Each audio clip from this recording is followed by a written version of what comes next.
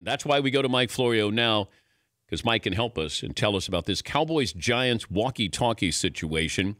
What answers would you like to have, or what questions would you ask about this? Well, I want to know why the penalty would only be a fine if it's true that the Giants were using a walkie-talkie to communicate with Eli Manning into his helmet. If it's draft picks and suspensions for air pressure in footballs, why is it different if you're using a walkie-talkie when you shouldn't be? And it was brazen. I saw it during the game, and I didn't think anything of it because surely you wouldn't be so brazenly using a walkie-talkie if you shouldn't be using a walkie-talkie. So I'd want to know why the penalty that they're talking about is only a fine. That's my first question. Any chance that Ben McAdoo didn't know that he was breaking a rule? Well, I'm sure there's a chance he didn't know, but that usually doesn't matter. If you're breaking a rule, you're breaking a rule, and the teams are supposed to know what the rules are, especially when it comes to the technology that can and can't be employed during a game. Is this cheating?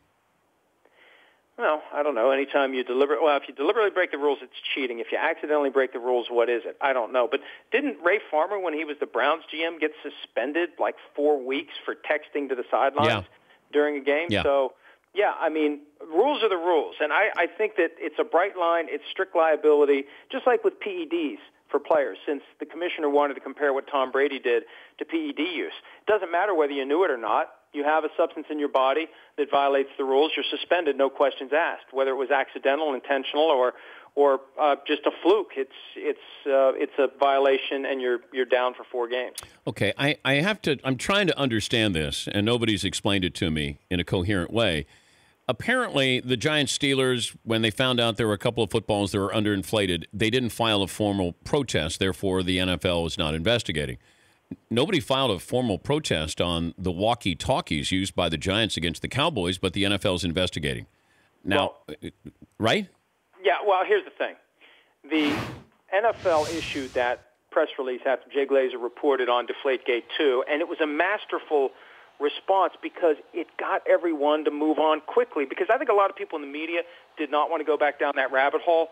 So, okay, hey, no formal complaint, nothing to see here. Thank God we don't have to talk about air pressure in footballs again.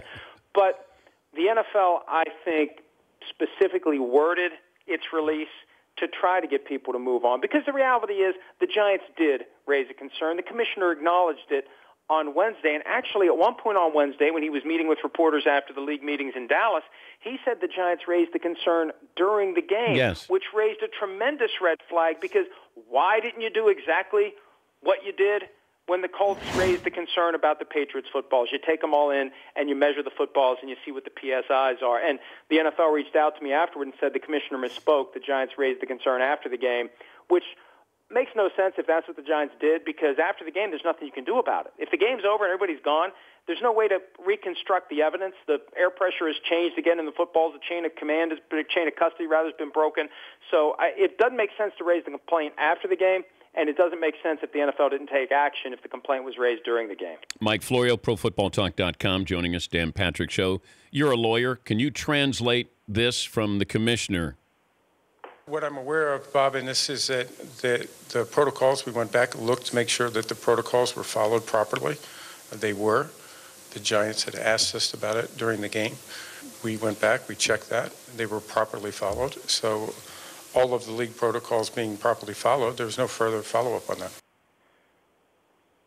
Yeah, that means that if we begin the process of explaining why the Giants detected that 2 of the Steelers' footballs were below 12.5 PSI because it was cold in Pittsburgh that day, we will exonerate the Patriots 23 months after the fact. I mean, that's what this is all about. Yes. And that's why they've been doing the spot checks now for the last 2 seasons. And if all the protocols are followed, you don't need to do the spot checks, because you're following the protocols. There's no reason for anybody to be getting their hands on the footballs and deflating them.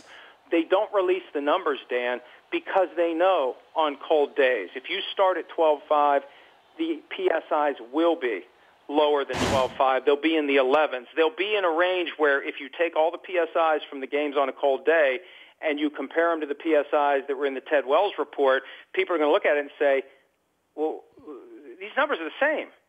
And that's what they're trying to avoid. And that's the thing that continues to bother me the most about it. They know in their hearts that they screwed it up. They know it. They weren't aware of the ideal gas loss somehow when they got the numbers.